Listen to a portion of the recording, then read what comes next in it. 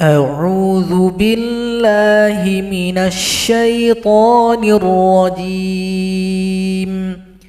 بسم الله الرحمن الرحيم. فما كان جواب قومه إلا أن قالوا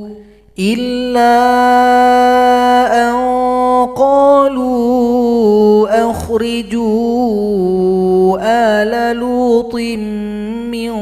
قريتكم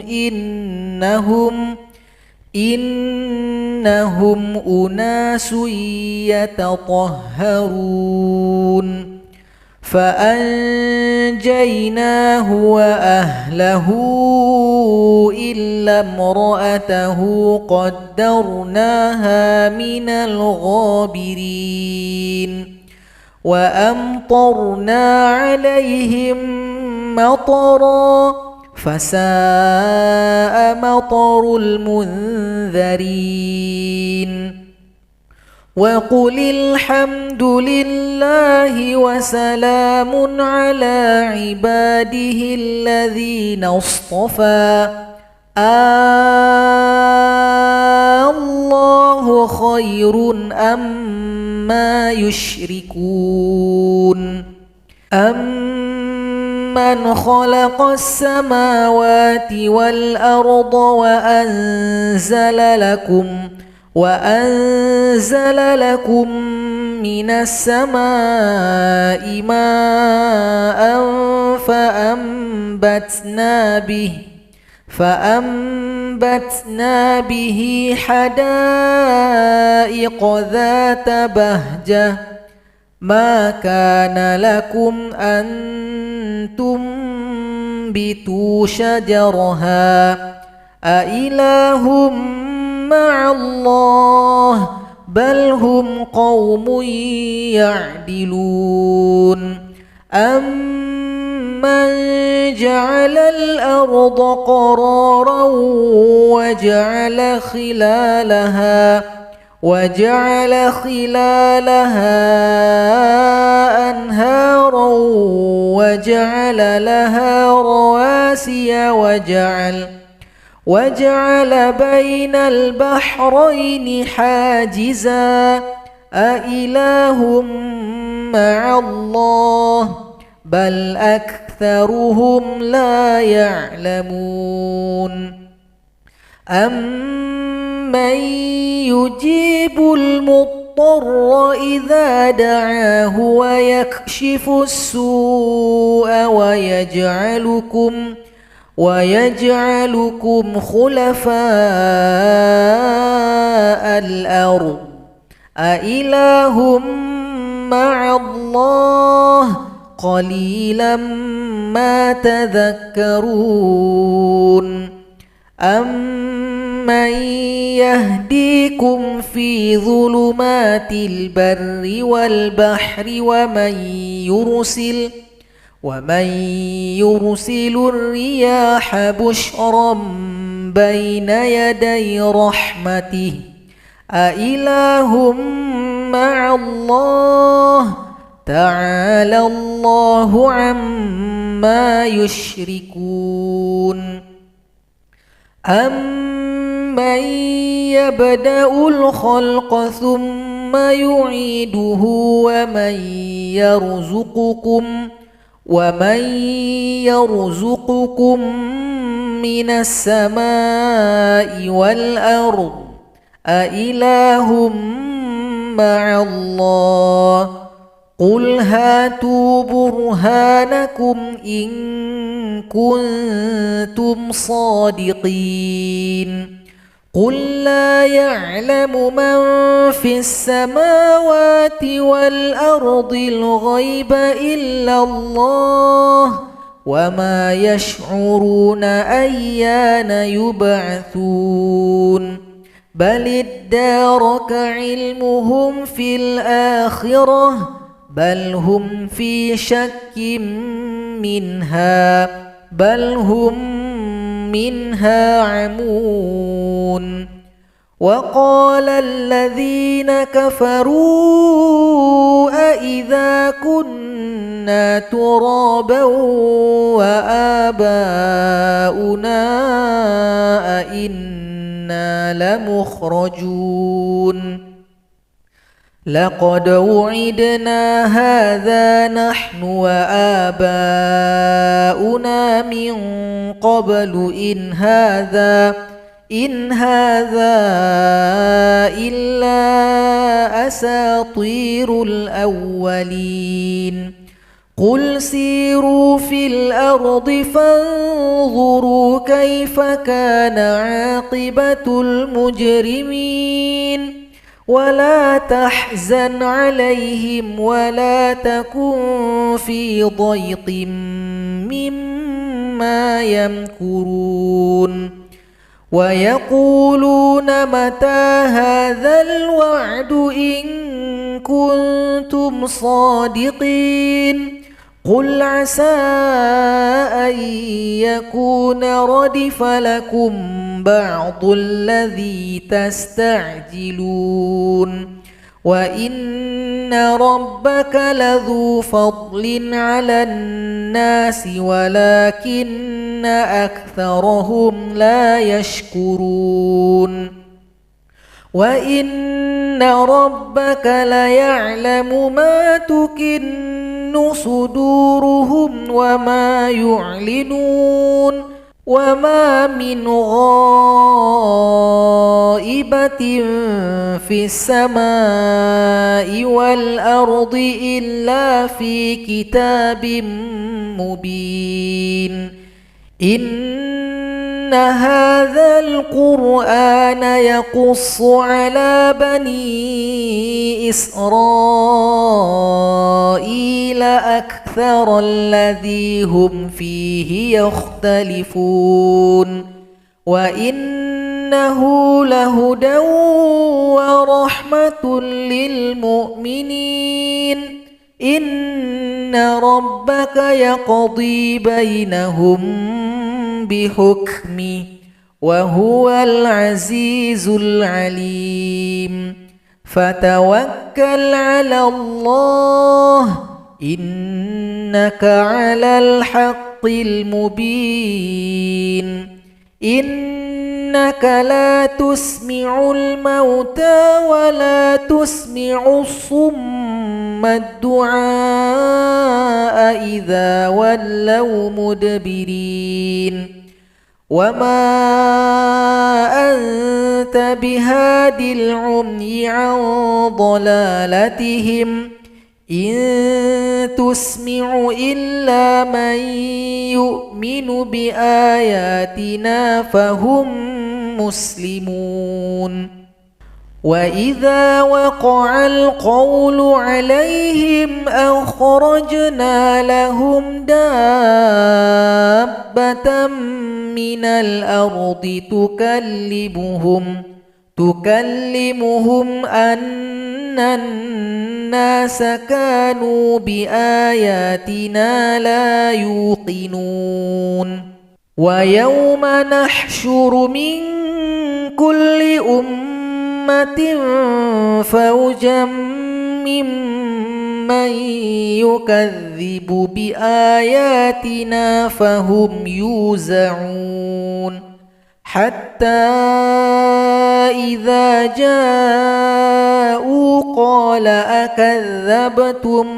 بآياتي ولم تحيطوا بها علما أم ماذا كنتم تعملون ووقع القول عليهم بما ظلموا فهم لا ينطقون ألم يروا أنا جعلنا الليل ليسكنوا فيه والنهار مبصرا إن في ذلك لآيات لقوم يؤمنون ويوم ينفخ في الصور ففزع من في السماوات ومن في الأرض إلا من شاء الله وكل أتوه داخرين وترى الجبال تحسبها جامدة وهي تمر مر السحاب صنع الله الذي أتقن كل شيء إنه خبير بما تفعلون من جاء بالحسنة فله خير منها وهم من فزع يومئذ آمنون ومن جاء بالسيئة فكبت وجوههم ففي النار هل تجزون إلا ما كنتم تعملون إنما أمرت أن أعبد رب هذه البلدة الذي حرمها وله كل شيء وأمرت أن أكون من المسلمين وأن أتلو القرآن فمن اهتدى فإنما يهتدي لنفسه ومن ضل فقل إنما أنا من المنذرين وقل الحمد لله سيريكم آياته فتعرفونها وما ربك بغافل عما تعملون بسم الله الرحمن الرحيم طاسيم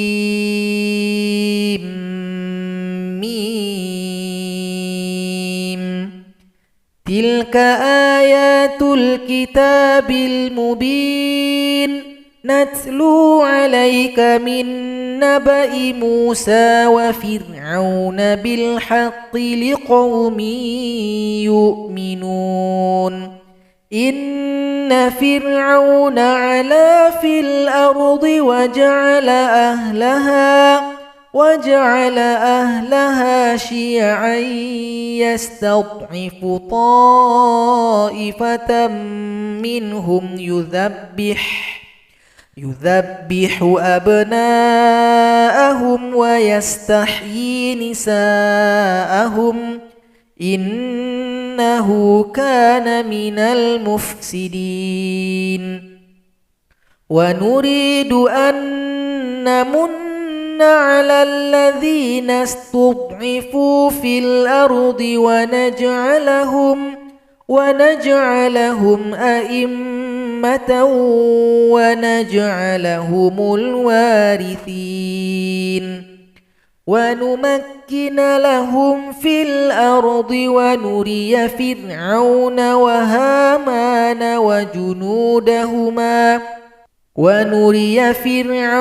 وهامان وجنودهما منهم ما كانوا يحذرون وأوحينا إلى أم موسى أن أرضعيه فإذا خفت عليه فألقيه في اليم ولا تخافي ولا تحزني إنا رادوه إليك وجاعلوه من المرسلين فالتقطه آل فرعون ليكون لهم عدوا وحزنا إن فرعون وهامان وجنودهما كانوا خاطئين وقالت امرأة فرعون قرة عين لي ولك لا تقتلوه عسى أن ينفعنا أو نتخذه ولدا وهم لا يشعرون وأصبح فؤاد أم موسى فارغا إن كادت لتبدي به لولا أن ربطنا على قلبها لتكون من المؤمنين وقالت لأخته قصيه فبصرت به عن جنب وهم لا يشعرون وحرمنا عليه المراضع من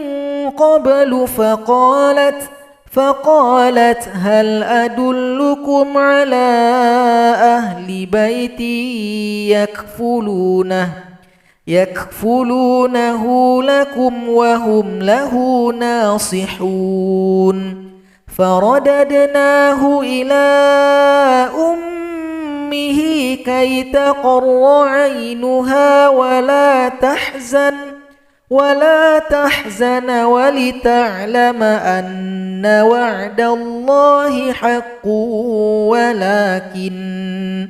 ولكن أكثرهم لا يعلمون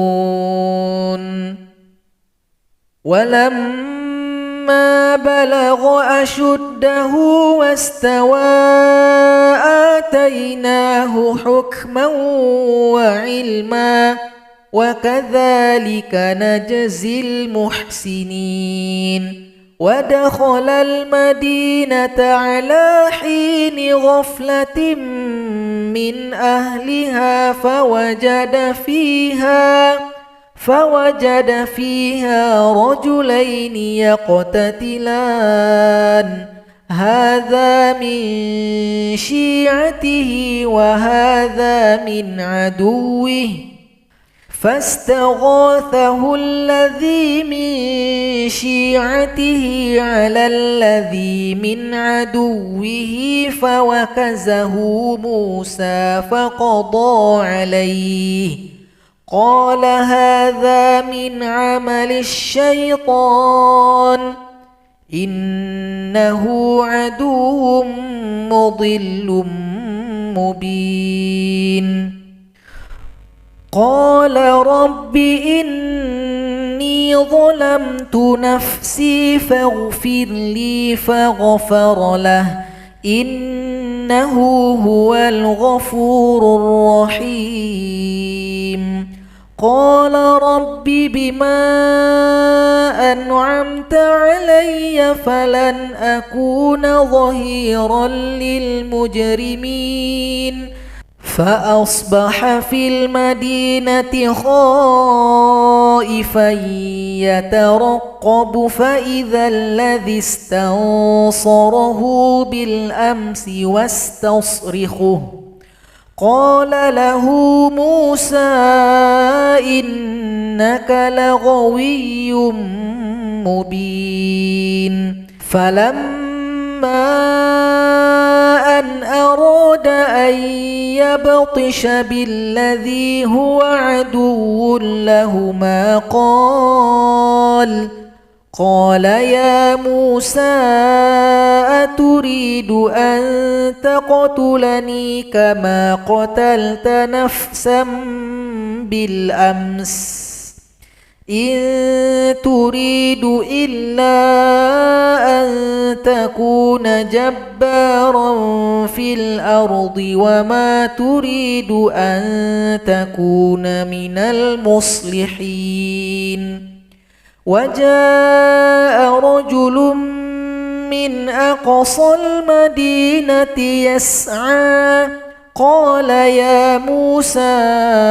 إن الملأ يأتمرون بك ليقتلوك فاخرج إني لك من الناصحين فخرج منها خائفا يترقب قال رب نجني من القوم الظالمين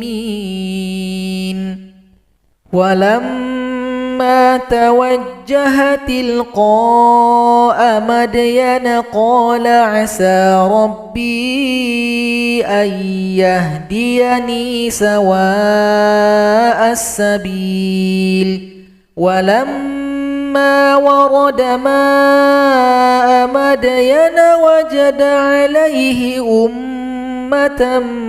من الناس يسقون ووجد من دونهم امرأتين تذودان قال ما خطبكما قالتا لا نسقي حتى يصدر الرعاء وأبونا شيخ كبير فسقى لهما ثم تولى إلى الظل فقال رب إني لما أنزلت إلي من خير فقير فجاءته إحداهما تمشي على استحياء قالت إن أبي يدعوك ليجزيك أجر ما سقيت لنا فلما جاءه وقص عليه القصص قال لا تخف نجوت من القوم الظالمين قالت إحداهما يا أبت استأجره إن خير من استأجرت القوي الأمين قال إني أريد أن أنكحك إحدى ابنتي هاتين على أن تأجرني 8 حجج فإن أتممت 10 فمن عندك وما أريد أن أشق عليك ستجدني إن شاء الله من الصالحين قال ذلك بيني وبينك أيما الأجلين قضيت فلا عدوان علي والله على ما نقول وكيل فلما قضى موسى الأجل وسار بأهله آنس من جانب الطور نارا قال لأهلهم كثوا إني آنست نارا لعلي آتيكم منها بخبر أو جذوة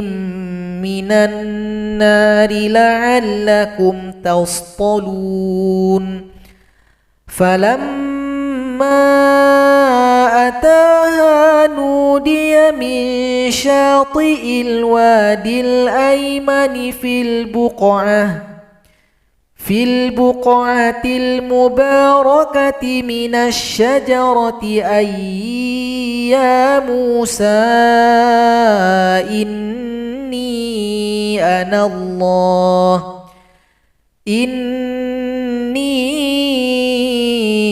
أنا الله رب العالمين وأن ألق عصاك فلما فلما رآها تهتز كأنها جان ولا مدبرا ولم يعقب يا موسى أقبل ولا تخف إنك من الآمنين أسلك يدك في جيبك تخرج بيضاء من غير سوء واضمم إليك جناحك من الرهن فذلك برهانان من ربك إلى فرعون وملئه إنهم كانوا قوما فاسقين قال رب إني قتلت منهم نفسا فأخاف أن يقتلون وأخي هارون هو أفصح مني لسانا فأرسله معي يرد أن يصدقني إني أخاف أن يكذبون قال سنشد عضدك بأخيك ونجعل لكما سلطانا فلا يصلون إليكما بآياتنا أنتما ومن اتبعكما الغالبون فلما جاءهم موسى بآياتنا بينات قالوا ما هذا إلا سحر مفترى وما سمعنا بهذا في آبائنا الأولين وقال موسى ربي أعلم بمن جاء بالهدى من عنده ومن تكون له عاقبة الدار إنه لا يفلح الظالمون وقال فرعون يا أيها الملأ ما علمت لكم من إله غيري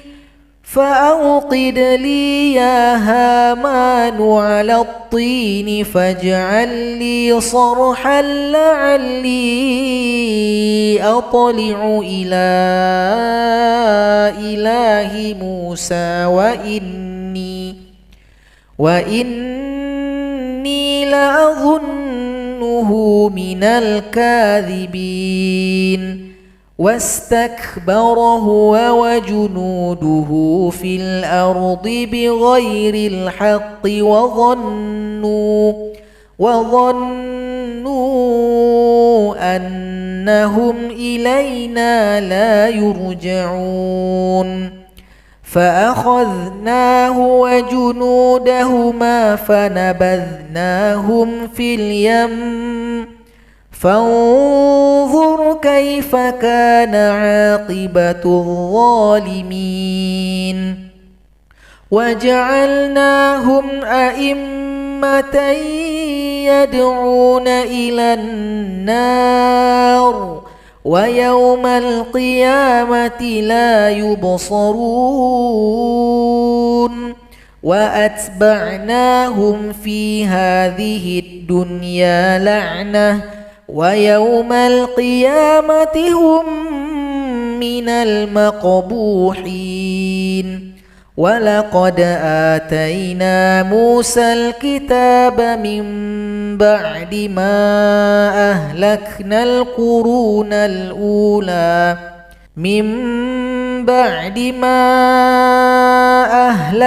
القرون الأولى بصائر للناس وهدى ورحمة لعلهم يتذكرون وما كنت بجانب الغربي إذ قضينا إلى موسى الأمر وما كنت من الشاهدين ولكننا أنشأنا قرونا فتطاول عليهم العمر وما كنت ثاويا في أهل مدين تتلو عليهم آياتنا ولكننا كنا مرسلين وما كنت بجانب الطور إذ نادينا ولكن رحمة من ربك لتنذر قوما ما أتاهم من نذير من قبلك لعلهم يتذكرون ولولا أن تصيبهم مصيبة بما قدمت أيديهم فيقولوا ربنا لولا أرسلت إلينا رسولا فنتبع آياتك ونكون من المؤمنين ولما جاءهم الحق من عندنا قالوا لولا أوتي مثل ما أوتي موسى أولم يكفروا بما أوتي موسى من قبل قالوا سحران تظاهرا وقالوا إنا بكل كافرون قل فأتوا بكتاب من عند الله هو أهدى منهما أتبعه إن كنتم صادقين فإن لم يستجيبوا لك فاعلم أنما يتبعون أهواءهم ومن أضل ممن اتبع هواه بغير هدى من الله إن الله لا يهدي القوم الظالمين ولقد وصلنا لهم القول لعلهم يتذكرون الذين آتيناهم الكتاب من قبله هم به يؤمنون وإذا يتلى عليهم قالوا آمنا به إنه الحق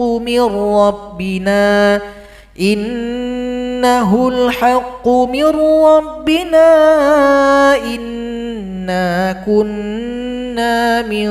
قبله مسلمين أولئك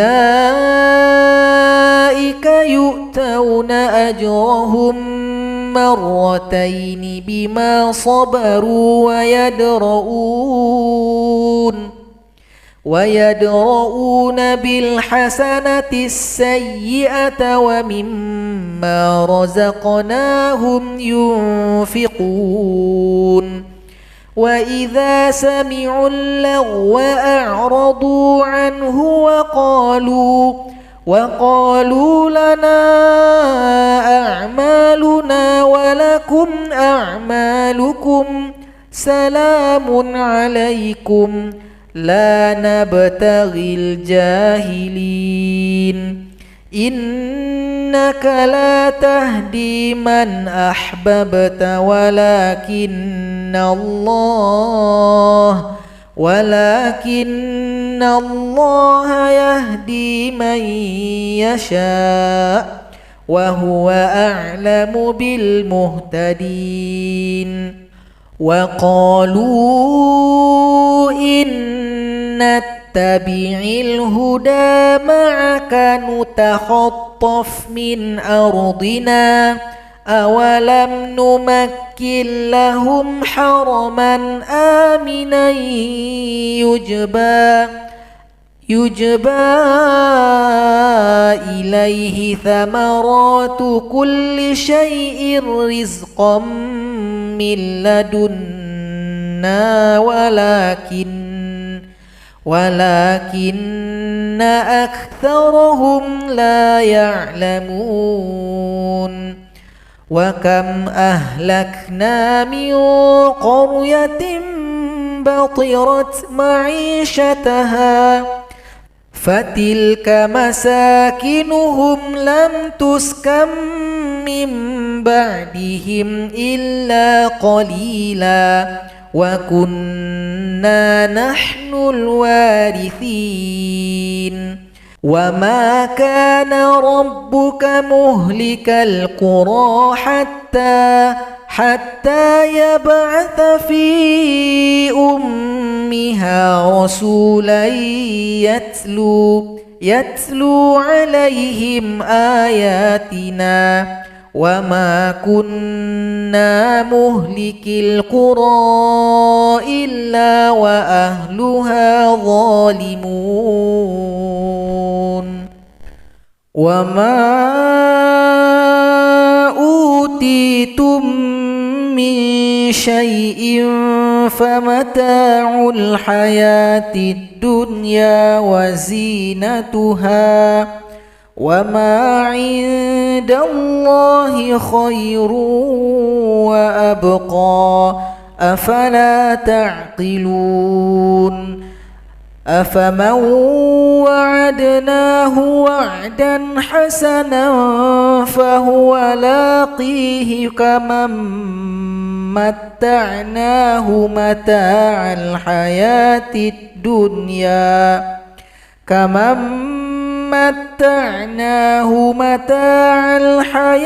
الدنيا ثم هو يوم القيامة من المحضرين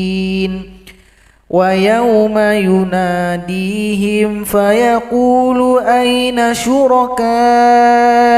الذين كنتم تزعمون قال الذين حق عليهم القول ربنا هؤلاء الذين أغويناهم كما غوينا تبرأنا إليك ما كانوا إيانا يعبدون وقيل ادعوا شركاءكم فدعوهم فلم يستجيبوا لهم ورأوا العذاب لو أنهم كانوا يهتدون ويوم يناديهم فيقول ماذا أجبتم المرسلين فعميت عليهم الأنباء يومئذ فهم لا يتساءلون فأما من تاب وآمن وعمل صالحا فعسى أن يكون من المفلحين وربك يخلق ما يشاء ويختار ما كان لهم الخيرة سبحان الله وتعالى عما يشركون وربك يعلم ما تكن صدورهم وما يعلنون وهو الله لا إله إلا هو له الحمد في الأولى والآخرة وله الحكم وإليه ترجعون قل أرأيتم إن جعل الله عليكم الليل سرمدا إلى يوم القيامة من إله غير الله يأتيكم بضياء أفلا تسمعون قل أرأيتم إن جعل الله عليكم النهار سرمدا إلى يوم القيامة من إله غير الله يأتيكم بليل تسكنون فيه أفلا تبصرون ومن رحمته جعل لكم الليل والنهار لتسكنوا فيه ولتبتغوا من فضله ولعلكم تشكرون ويوم يناديهم فيقول أين شركائي الذين كنتم تزعمون ونزعنا من كل أمة شهيدا فقلنا هاتوا برهانكم فعلموا أن الحق لله وضل عنهم ما كانوا يفترون إن قارون كان من قوم موسى فبغى عليهم وآتيناه من الكنوز ما إن مفاتحه لتنوء بالعصبة أولي القوة إذ قال له قومه لا تفرح إن الله لا يحب الفرحين وابتغ فيما آتاك الله الدار الآخرة ولا تنس نصيبك من الدنيا وأحسن كما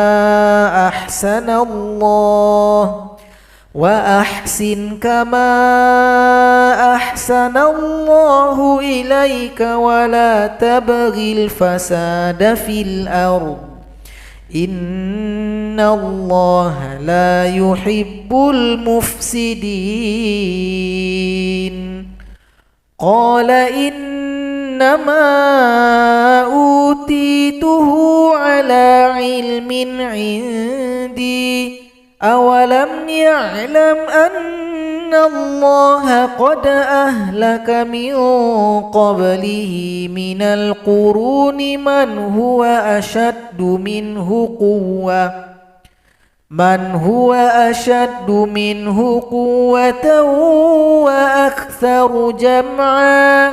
ولا يسأل عن ذنوبهم المجرمون فخرج على قومه في زينته قال الذين يريدون الحياة الدنيا يا ليت لنا مثل ما أوتي قارون إنه لذو حظ عظيم. وقال الذين أوتوا العلم ويلكم ثواب الله خير لمن آمن وعمل صالحا ولا يلقاها إلا الصابرون. فخسفنا به وبداره الأرض فما كان له من فئة ينصرونه من دون الله وما كان من المنتصرين. وأصبح الذين تمنوا مكانه بالأمس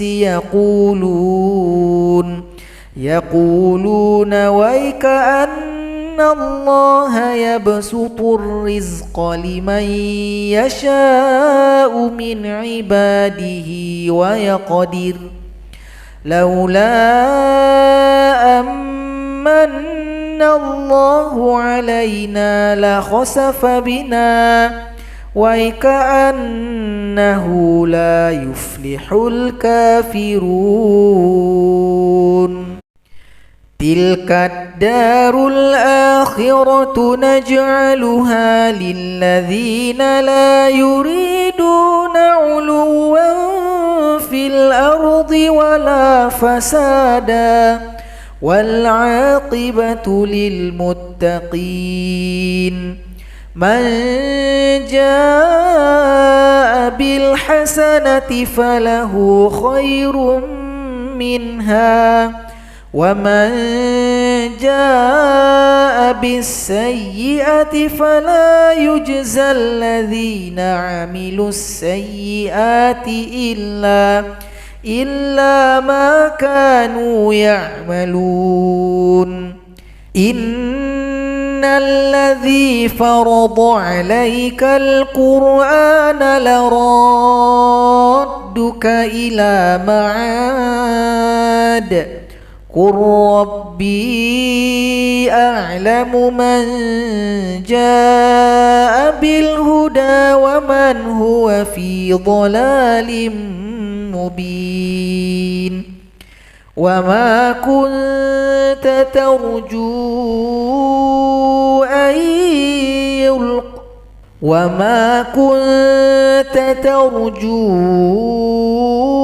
أن يلقى إليك الكتاب إلا رحمة من ربك فلا تكونن ظهيرا للكافرين. ولا يصدنك عن آيات الله بعد إذ أنزلت إليك وادع إلى ربك ولا تكونن من المشركين. ولا تدع مع الله إلها آخر لا إله إلا هو كل شيء هالك إلا وجهه له الحكم وإليه ترجعون. بسم الله الرحمن الرحيم. ألف لام ميم. أحسب الناس أن يتركوا أن يقولوا آمنا وهم لا يفتنون. ولقد فتنا الذين من قبلهم فليعلمن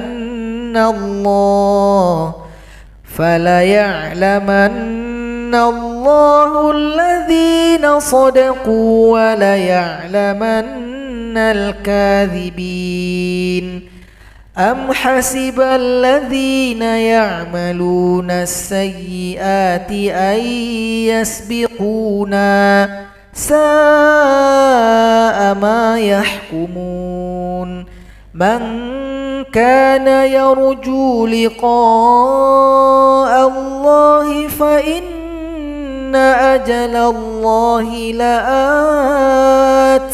وهو السميع العليم ومن جاهد فإنما يجاهد لنفسه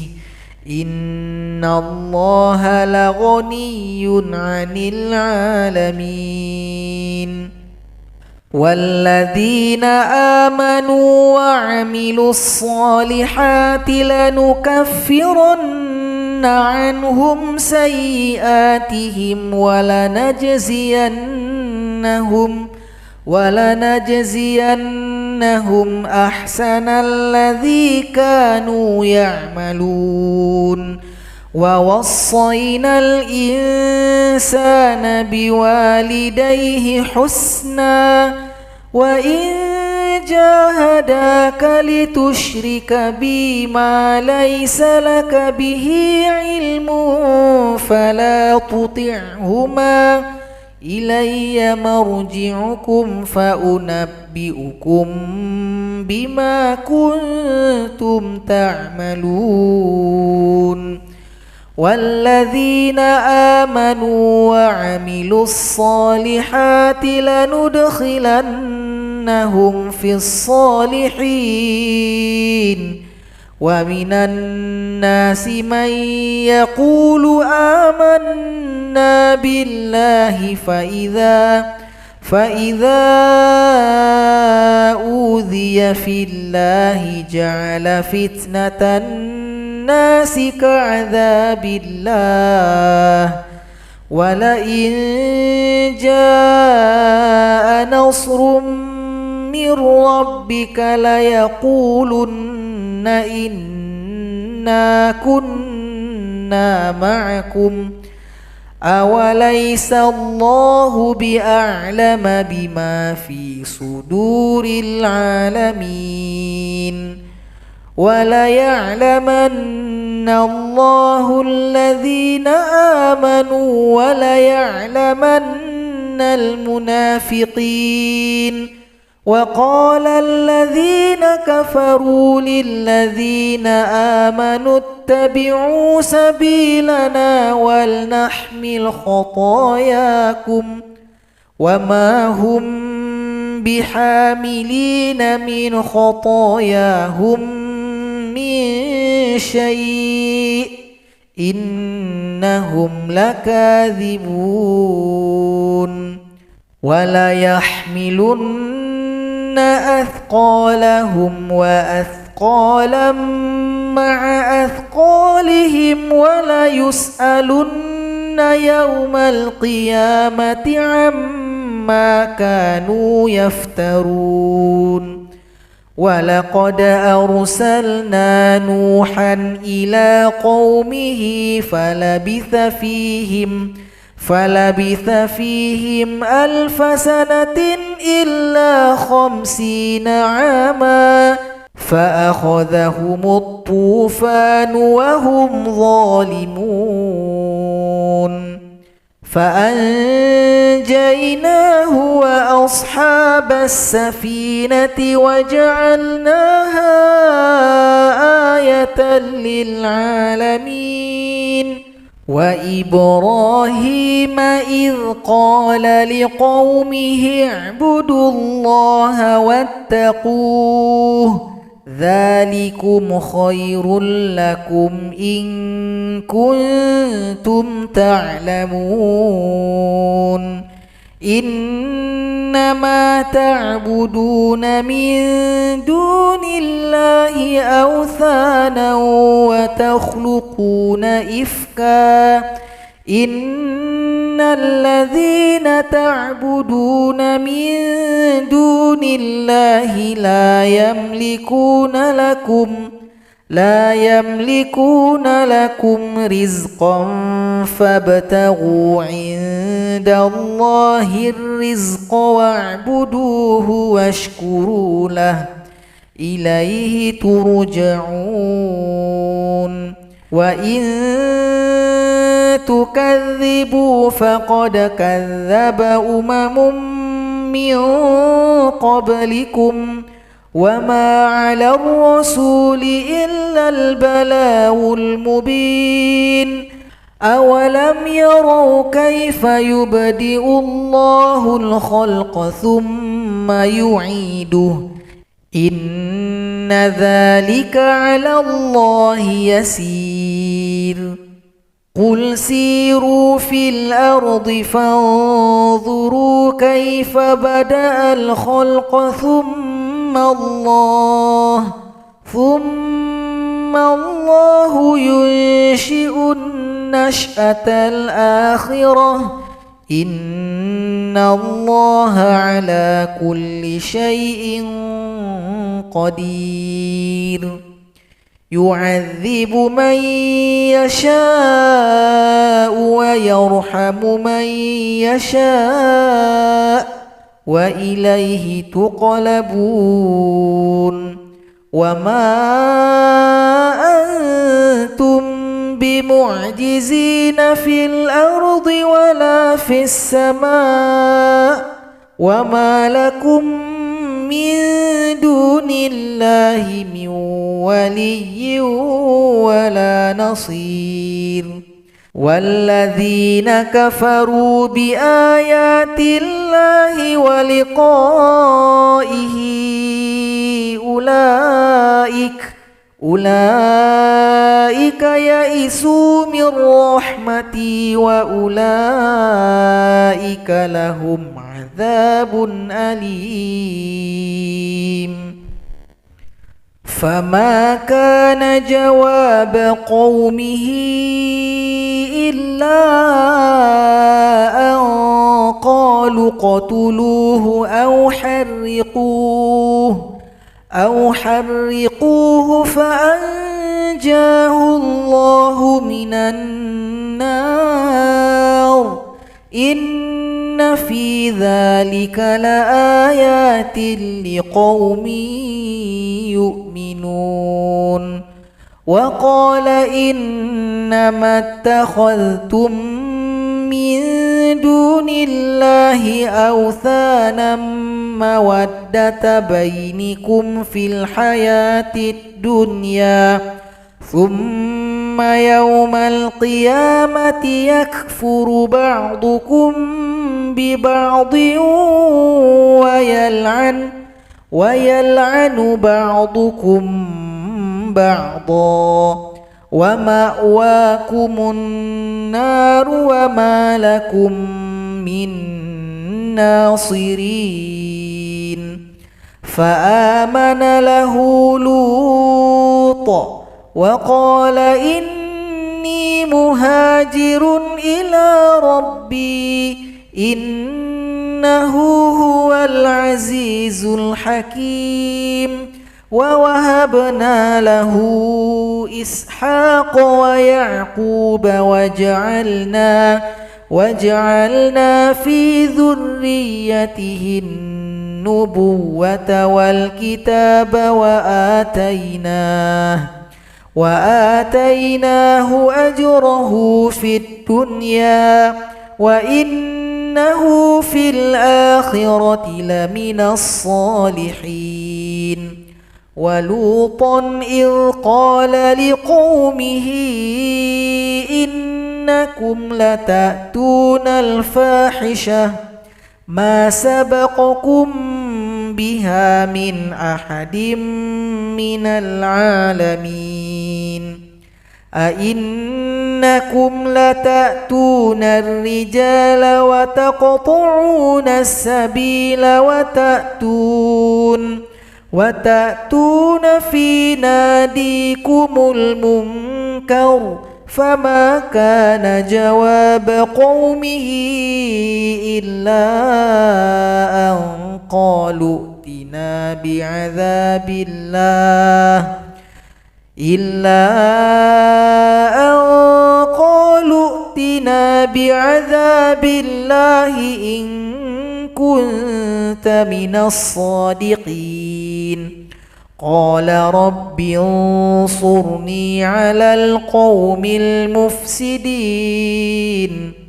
ولما جاءت رسلنا إبراهيم بالبشرى قالوا إنا مهلكو أهل هذه القرية إن أهلها كانوا ظالمين قال إن فيها لوطا قالوا نحن أعلم بمن فيها ولننجينه وأهله إلا امرأته كانت من الغابرين ولما أن جاءت رسلنا لوطا سيء بهم وضاق بهم ذرعا وقالوا لا تخف ولا تحزن إنا منجوك وأهلك إلا امرأتك كانت من الغابرين إنما منزلون على أهل هذه القرية رجزا من السماء بما كانوا يفسقون ولقد تركنا منها آية بينة لقوم يعقلون وإلى مدين أخاهم شعيبا فقال يا قوم اعبدوا الله وارجوا اليوم الآخر ولا تعثوا في الأرض مفسدين فكذبوه فأخذتهم الرجفة فأصبحوا في دارهم جاثمين وعادا وثمود وقد تبين لكم من مساكنهم وزين لهم الشيطان أعمالهم فصدهم عن السبيل وكانوا مستبصرين وقارون وفرعون وهامان ولقد جاءهم موسى بالبينات فاستكبروا في الأرض وما كانوا سابقين فكلا أخذنا بذنبه فمنهم من أرسلنا عليه حاصبا ومنهم من أخذته الصيحة ومنهم من خسفنا به الأرض ومنهم من أغرقنا وما كان الله ليظلمهم ولكن كانوا أنفسهم يظلمون مثل الذين اتخذوا من دون الله أولياء كمثل العنكبوت اتخذت بيتا وإن أوهن البيوت لبيت العنكبوت لو كانوا يعلمون إن الله يعلم ما يدعون من دونه من شيء وهو العزيز الحكيم وتلك الأمثال نضربها للناس وما يعقلها إلا العالمون خلق الله السماوات والأرض بالحق إن في ذلك لآية للمؤمنين أتل ما أوحي إليك من الكتاب وأقم الصلاة إن الصلاة تنهى عن الفحشاء والمنكر ولذكر الله أكبر والله يعلم ما تصنعون صدق الله العظيم.